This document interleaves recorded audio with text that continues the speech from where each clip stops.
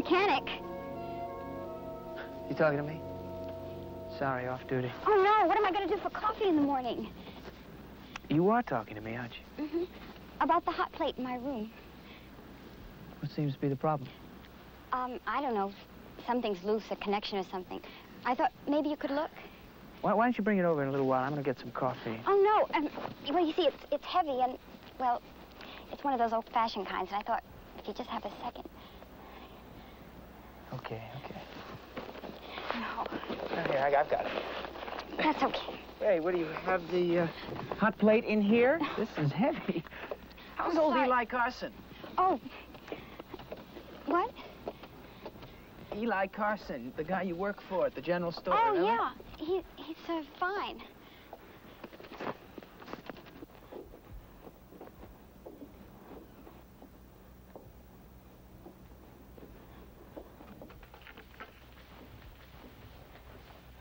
On the table?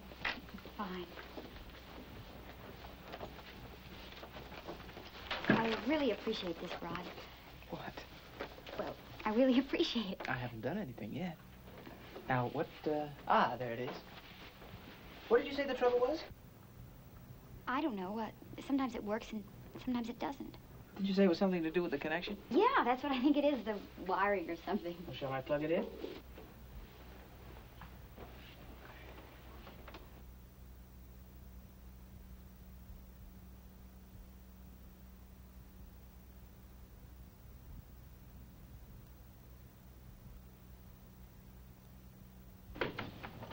You expecting somebody?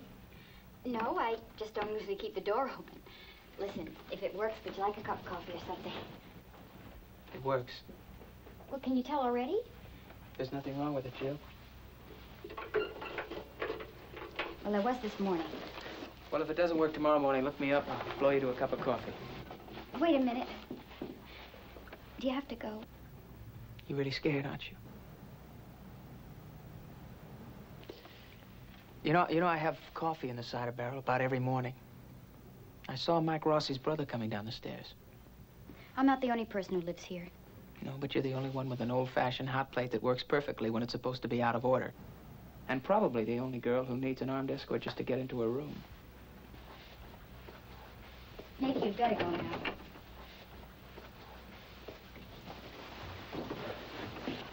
Did he rough you up, Jill?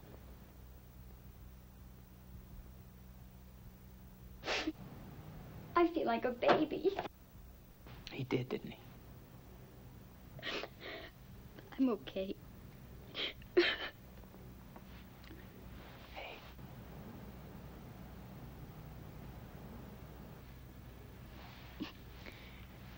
Do you have a telephone here? In the hall. Can I borrow that pad? You know, you could probably get down to the garage faster than it would take you to go out in the hall and dial the number, but I'd feel better if you had this. Thank you. Good night.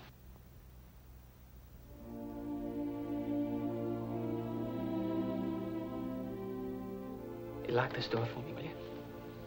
Okay. What time did you say you were at the cider barrel in the morning? 7:30.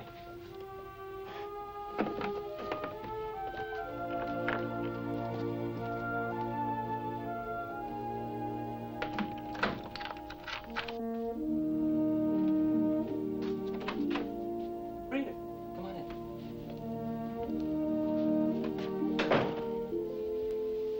I feel sort of silly about coming over here. Oh, you shouldn't. No, I mean, I realized on the way over here what's been bothering me. Well, I'm lost. I don't even know what the problem is. Oh, well, the problem. Well, Norm must have told you about it. Or did he just say, go see Rita, she's flipping? Is Rita flipping? I love Norman. We've been very happy, actually. What do you get out of this?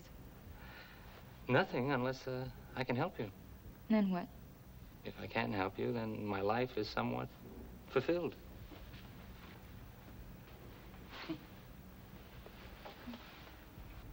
And if you can't help me? Then I pray for guidance. Do I have to pray for anything? If you help me, Norman, I have to start going to church, right? No, and you don't have to make a donation either.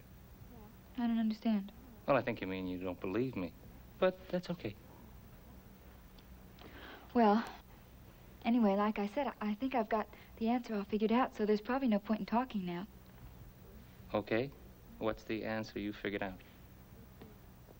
Well, it's normal. I've read a lot about it. Most women, young women included, go through a blue period after they've had a child. Or almost had a child.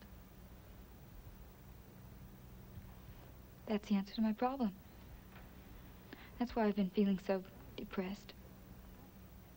That's why I can't bear to have Norman touch me. That's probably why I've been having nightmares about Joe Chernak, a bum I used to go with. That's the reason for it. That's probably the reason for all of it. Don't you think so? No. Why not? You're not a doctor or a psychiatrist. How do you know that's not why I feel this way? Rita, I want you to trust me. Why? Because I'm capable of helping you. Now, you're frightened. That's why you called me. That's why you wanted to talk to me tonight. You had to talk to me, right?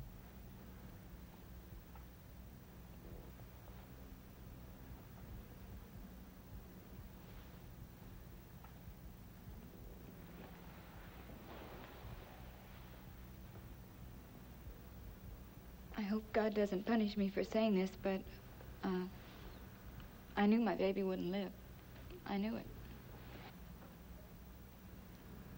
Now, that's impossible. You might have been afraid that something would happen. No, I knew it. I was afraid to say it out loud to anyone, but I knew the baby wouldn't live. I knew it like I know my name from the time I married Norman. Why? Because I shouldn't have married him.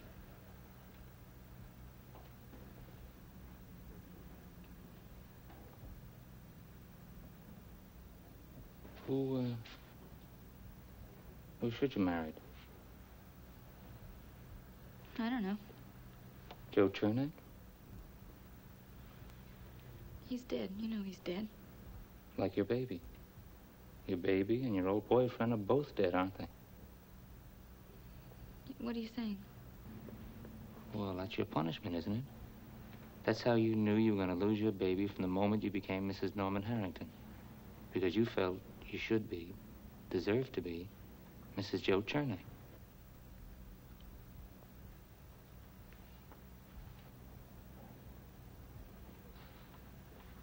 I love Norman. But you're not good enough for him, are you?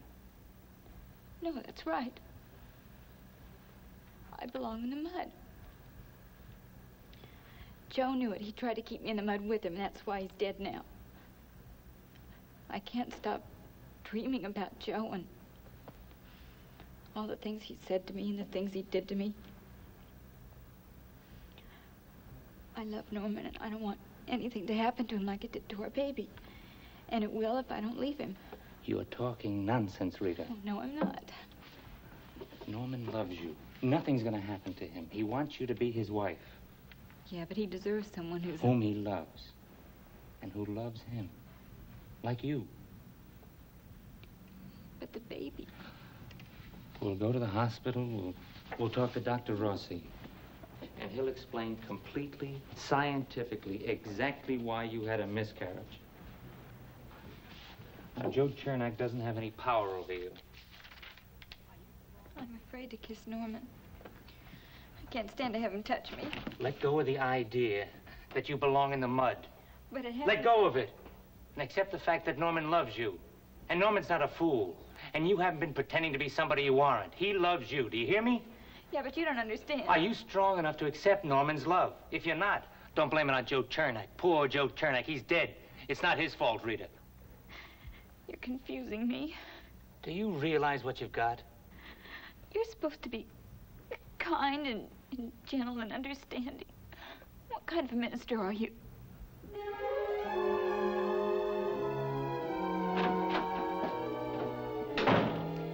Tough Reverend Winter rides bareback with God and carries a big stick. What do you want? I want to be next.